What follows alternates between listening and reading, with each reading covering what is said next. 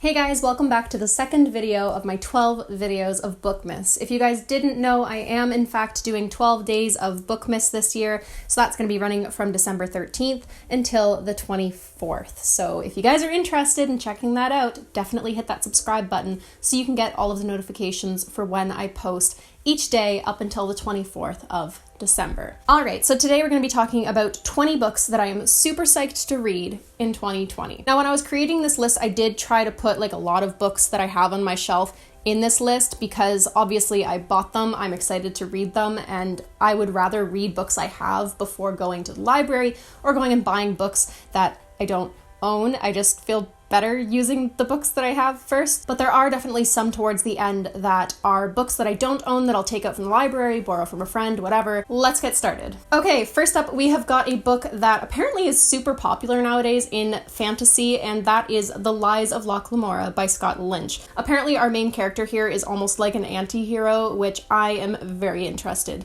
in reading. The next book on my list is actually a dollar store purchase. I actually bought this for, $3. I'm super excited for it. It sounds super intriguing, and that is The Bedlam Stacks by Natasha Pulley. Apparently this book takes place in South America, and it involves kind of like maybe a little bit of magic and possibly mystery. So I'm super psyched about this one as well. The next book on the list is The Valiant by Leslie Livingston. It's got kind of what I would say is unique subject matter. Apparently it's a YA book talking about a girl who's forced to be a gladiator in ancient times.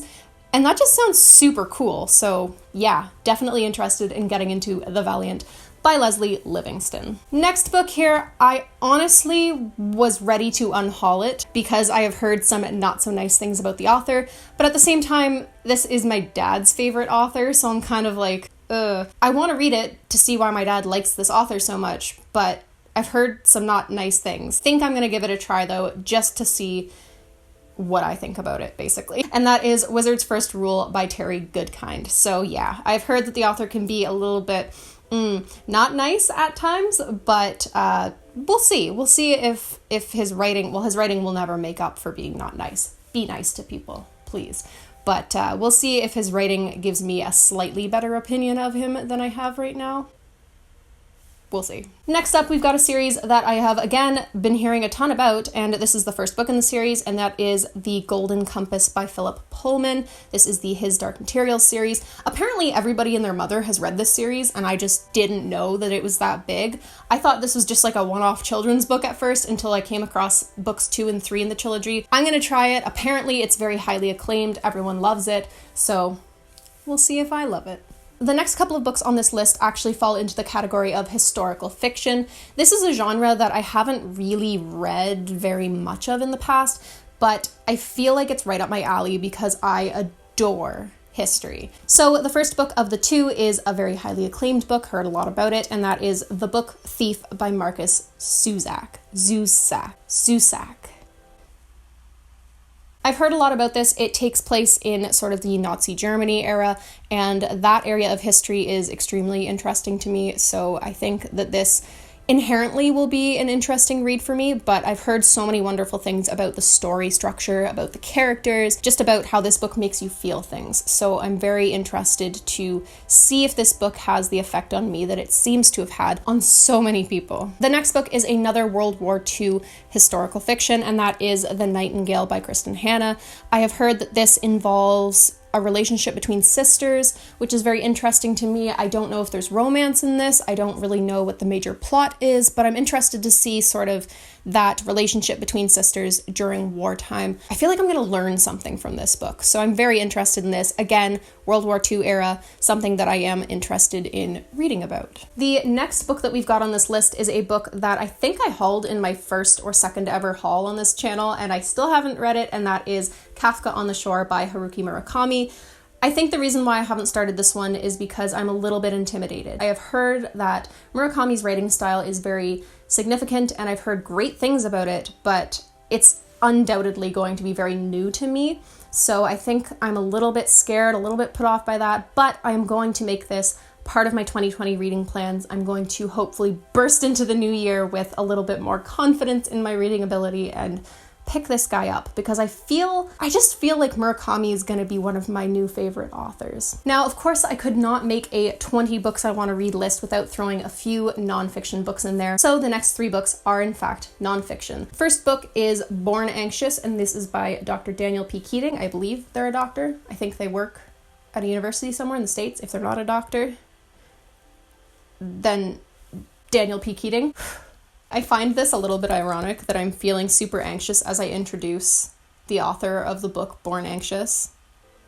Anyways, this is a book that I picked up because, as I've said in a previous video, I am somebody who does struggle with anxiety sometimes, and I find that controlling my anxiety usually starts, or controlling any issue that I have really, starts with understanding it. And so I picked this book up as kind of a starting point to understand where my anxiety might be coming from and kind of some different factors that might be contributing to it. Quite a short book, so I think I can definitely get to this pretty quickly in 2020. Next up, we've got The Double Helix by James D. Watson. And if you know anything about biology, you know that James D. Watson was part of the duo Watson and Crick, who are largely credited for understanding the structure of DNA.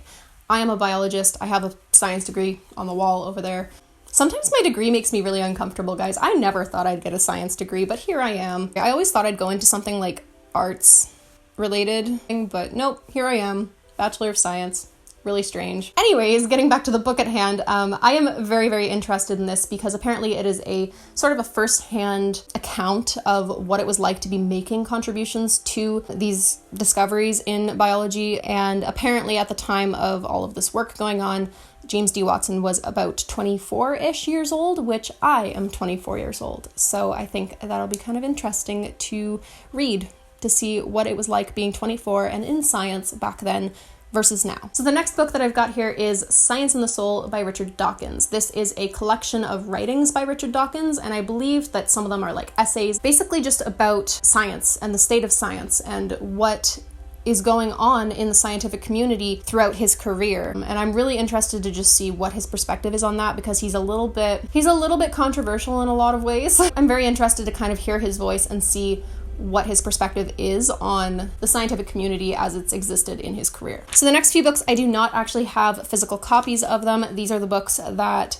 I'm basically going to take out from the library, borrow from a friend, or possibly purchase. So the first book on this part of the list is The Raven Boys by Maggie Stiefvater. The whole reason why I have this on the list is literally just because it's a series of books that I know Kayla from Books and Lala really, really loves, and I have really enjoyed some of her favorite reads in the past, so I want to see if maybe this could be another favorite read of mine. Next up, we've got An Unkindness of Magicians by Kat Howard. When I read kind of the synopsis of it, it gave me very much so like The Prestige meets The Night Circus vibes. I remember it giving me those vibes and me being like, yes, I liked both those books. Magician books are for me.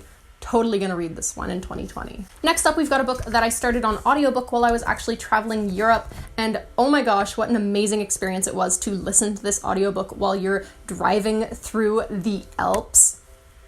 I feel so fortunate and strange to be saying that. And that is Aragon by Christopher Paolini. So Aragon is something that I saw the movie when I was a kid, and I really, really liked it as a kid. I thought it was great. Watching it back nowadays, it's probably not the best quality movie out there. I liked the story, I liked where it was going, I liked the characters, so I decided to pick up the book, and I was listening to it on audiobook, as I said, while I was traveling through Switzerland. It was an absolutely amazing experience, but I only had the book on my Libby account for 2 weeks, so I didn't actually get to finish it. It's been months since I've gotten back from Europe, and I'm still waiting to get the audiobook again. So I definitely have to finish Aragon in the new year when I get the audiobook.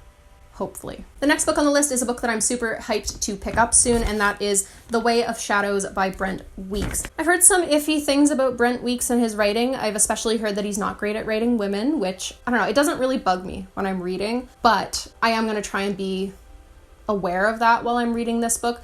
Regardless, this was a book that I actually just picked up from my friend's bookshelf the other day when I was over at her house. She went off to do something and I was like stealing books off her shelf and like looking at them.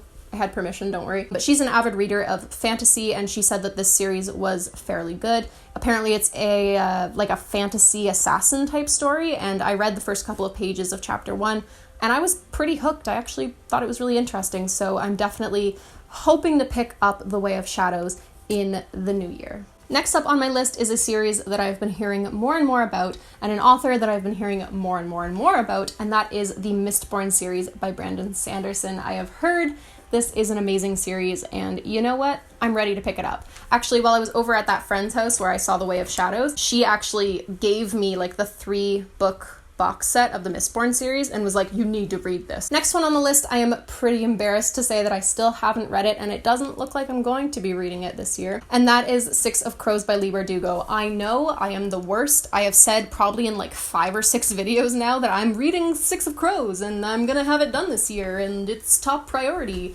But here's the thing, I don't want to buy it. I just don't. But for some reason, every time I take it out of the library, I don't get to it right away because life gets busy. And then somebody puts a hold on it and I have to bring it back to the library, which is fair. I get it. I can't steal the book for forever. But it's so frustrating. I cannot get this book read, and I really, really want to. So 2020, I'm giving myself another 12 months to get this book read. Moving on. The last 3 books that I have on the list are books that came out towards the end of 2019 or are coming out in 2020. And the first one I have is The 10,000 Doors of January by Alex E. Harrow. Honestly, I just love the cover. Synopsis sounds pretty cool. And that's all I really need to know to be intrigued. Next up, we've got The Starless Sea by Erin Morgenstern. I did really enjoy The Night Circus. At first, I gave it 5 stars because it was one of the first books. I think it was actually the first book that I read this year. When I decided that I would read in 2019. Really, really good book, and enough for me to want to pick up The Starless Sea, which is Erin Morgenstern's next book, and it sounds like The Starless Sea is kind of similar in that it's like real life and fantasy mixed together. I don't know a whole lot about it. I'm trying not to know a whole lot about it because I want to go into it blind. That's a book that I definitely want to pick up, and it's got a beautiful cover, so I'm very interested in owning that book. The last book on the list is a book that's coming out in 2020, and if you saw one of my previous videos where I'm talking with my friend Sarah, then you know that I am of course talking about the Hunger Games prequel, The Ballad of Songbirds and Snakes by Suzanne Collins. Fully expecting myself to read the first 3 books in the Hunger Games series that have already come out. Not the first 3 because this is a prequel, but you know what I mean. To read those books and then to read the prequel, I think it's going to be good time. All right, guys, those are the 20 books that I want to get to in 2020. Will I actually do it? Honestly, I have no clue. If you guys enjoyed this video, do not hesitate to like and subscribe for future videos. Drop a comment down below as well. I want to know what you think about this list. I want to know if there are some books here that you think I should maybe drop from the list, or if there are some books out there that I have not mentioned on this list that you highly, highly recommend. Thank you guys so much for watching. Again, hit that subscribe button, hit that like button if you enjoyed this video and want to see more of my 12 days of Bookmas videos. I hope to see you next time. Bye.